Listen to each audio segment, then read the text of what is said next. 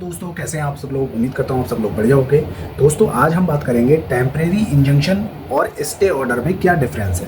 दोनों में बहुत ही माइनर सा डिफरेंस है। लोगों को समझने में बहुत कंफ्यूजन होती है, स्पेशली जो लॉ इंटर्न होते हैं और जो जूनियर एडवोकेट्स हैं उनको समझने में थोड़ी सी मुश्किलात आती है।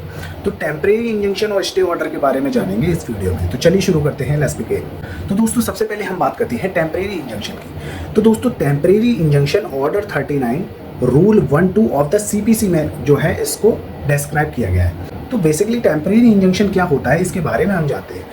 तो कोर्ट एक पार्टी को रोकता है कि वो कोई ऐसा काम ना करे जिससे दूसरी पार्टी के राइट्स खतरे में हो। ठीक है, तो यानी कि इसके पहले बता देता हूँ कि टेम्परेरी इंजंक्शन के 3 बेसिक प्रिंसिपल होते हैं जिस पर टेम्परेरी इंजंक्शन ग्रांट किया जाता है कोर्ट द्वारा। ठीक है, कोर्ट द्वारा। और इसको याद करने की ट्रिक दोस्तों इस तरीके से है, आप याद रखेंगे BIP। ठीक है, बी माने बैलेंस ऑफ इनकन्वीनियंस, यानी कि किसी तरफ नुकसान ज़्यादा ना हो। ठीक है, तो इस आधार पर टेम्परेरी इंजंक्शन ग्रांट किया जाता है। अब बी के बाद आता है आई का मतलब इर्रिपरेबल लॉस। इर्रिपरेबल लॉस माने कि यानी कि जिसकी पूर्ति पैसों से ना हो सके, यानी कि ऐसा लॉस जिसकी रिपेयर ना हो सके। ठीक है, जो रिपेयर नहीं किया जा सकता है, इसीलिए इसको बोला जाता है इर्रिपरेबल लॉस। अभी इसके एग्जांपल के थ्रू मैं आपको समझाऊंगा। बी हो गया, आई हो गया, और फिर होता है पी। अब आता है पी का मतलब है prima facie case. Prima facie case क्या होता है कि देखते ही समझ में आ जाए कि हाँ, ये जो केस है वो एकदम जेन्युइन है और इसको ग्रांट मिलना ही चाहिए। ठीक है, उसको इंजंक्शन मिलना ही चाहिए टेम्परेरी। तो अब इसको हम एक एग्जांपल के थ्रू समझते हैं कि ए ने बी के खिलाफ एक सूट फाइल किया और ए बोल रहा है कि जो बी ने मेरी ज़मीन है, जो मेरी ज़मीन है वो बी बेच रहा है, जो कि वो ज़मीन जो है वो मेरी है। तो अब यहाँ पे जो ए है वो कोर्ट से क्या दरख्वास्त करेगा। ए जो है वो कोर्ट से यही तो दरख्वास्त करेगा कि बी को रोका जाए कि वो मेरी ज़मीन ना बेच दे, जब तक कोर्ट का जो डिसीज़न है वो डिसाइड ना हो जाए, जब तक कुछ टाइम के लिए टेम्परेरी तौर पर इस चीज़ को रोक दिया जाए, यानी कि बी मेरी ज़मीन को ना बेच पाए। तो फिर कोर्ट देखेगा कि यहाँ पे BIP में से कौन सी कंडीशन बन रही है। अगर मान लो कि बी ने उसको बेच दिया तो ये जो है इर्रिपरेबल लॉस की कंडीशन में आएगा कि नहीं आएगा, बिल्कुल आएगा।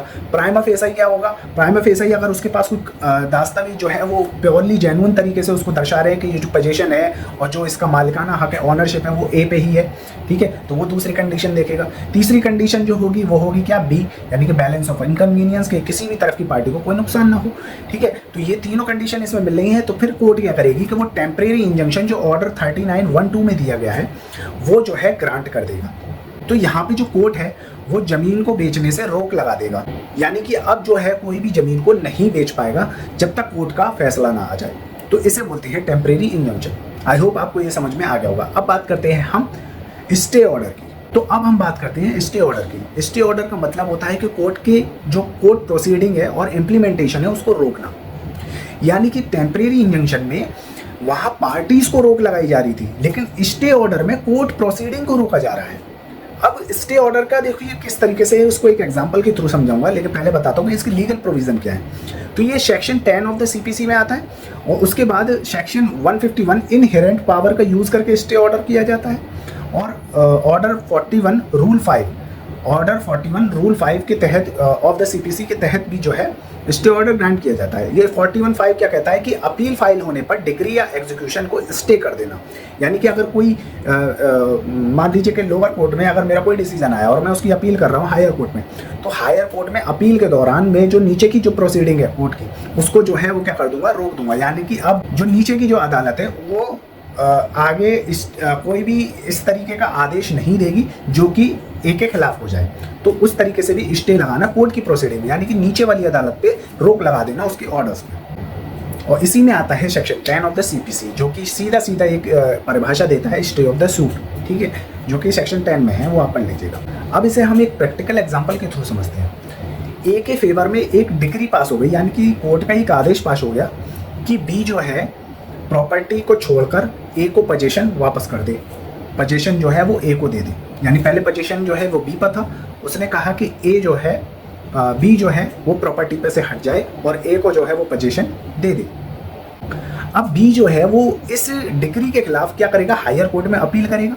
तो उसने ये अपील फाइल की और उस अपील में क्या लिखेगा कि सीधी सी बात है कि जब तक अपील डिसाइड ना हो जाए तब तक इस एग्जीक्यूशन के स्टे को रोक दो। यानी कि जो नीचे के जो अदालत है, जो लोअर कोर्ट है, वो क्या करेगी, एग्जीक्यूशन का ऑर्डर पास कर सकती है। तो ऑर्डर जो है उसको उस पर स्टे लगवा देना, ठीक है, उसके एग्जीक्यूशन पर स्टे लगवा देना अपील में, ठीक है। तो यहाँ पे जो है वो कोर्ट की प्रोसीडिंग ही तो रोकी जा रही है, यानी कि कोर्ट कोई ऑर्डर पास कर दे रहा है तो उस पर रोक लगा देना, ठीक है। तो यहाँ पर कोर्ट अपने लोअर कोर्ट की प्रोसीडिंग पर रोक लगाता है, ठीक है। तो इसे बोलते हैं स्टे ऑर्डर। तो अब इन दोनों में क्या बेसिक डिफरेंस है, ये एक टेबल के माध्यम से मैं आपको समझाता हूँ। तो यहाँ पर देखिए, आप देख सकते हैं पॉइंट क्या क्या आधार है, टेम्परेरी इंजंक्शन है, स्टे ऑर्डर है। तो किस पर रोक लगेगी, सबसे पहले टेम्परेरी इंजंक्शन को देखेंगे तो यहाँ पे आप देखिए पार्टी के एक्शन पर रोक लगती है, ठीक है। वहीं स्टे ऑर्डर पे देखेंगे तो कोर्ट की प्रोसीडिंग और एग्जीक्यूशन पर जो है वो रोक लगती है। यहाँ पे प्रोविजन की बात करें तो ये 39 रूल 1-2 में आता है, ठीक है, ऑफ द सीपीसी। और वहीं अगर हम स्टे ऑर्डर की बात करें तो सेक्शन 10, सेक्शन 151, ठीक है, और ऑर्डर 41 रूल 5, ठीक है। अब इसी के बाद अगर हम नेचर की बात करें तो नेचर ये इक्विटेबल रिलीफ है, ठीक है, यानी कि ये बराबर की रिलीफ है। लेकिन वहीं हम स्टे ऑर्डर की बात करें तो ये एक प्रोसीजरल रिलीफ है, यानी कि यहाँ पे एक प्रक्रिया के तहत जो है वो रिलीफ दिया गया है, लेकिन उसमें क्या दिया गया है, अधिकारों के तहत जो है वो क्या किया गया है, रिलीफ दिया गया है। और वहीं हम इसके एग्जाम्पल की बात करें तो एग्जाम्पल में आप देख सकते हैं कि डिफेंडेंट को प्रॉपर्टी बेचने से रोका जाता है। और वहीं अगर हम स्टे ऑर्डर की बात करें तो डिक्री की एग्जीक्यूशन रोकी जाती है। यहाँ पे जब वो अपील कर रहा होता है तो अपील के दौरान ही वो स्टे एप्लीकेशन लगाएगा, वो कहेगा कि जो लोअर कोर्ट है वो एग्जीक्यूशन की डिक्री पास ना कर दे, इसलिए उस पर स्टे लगाइए।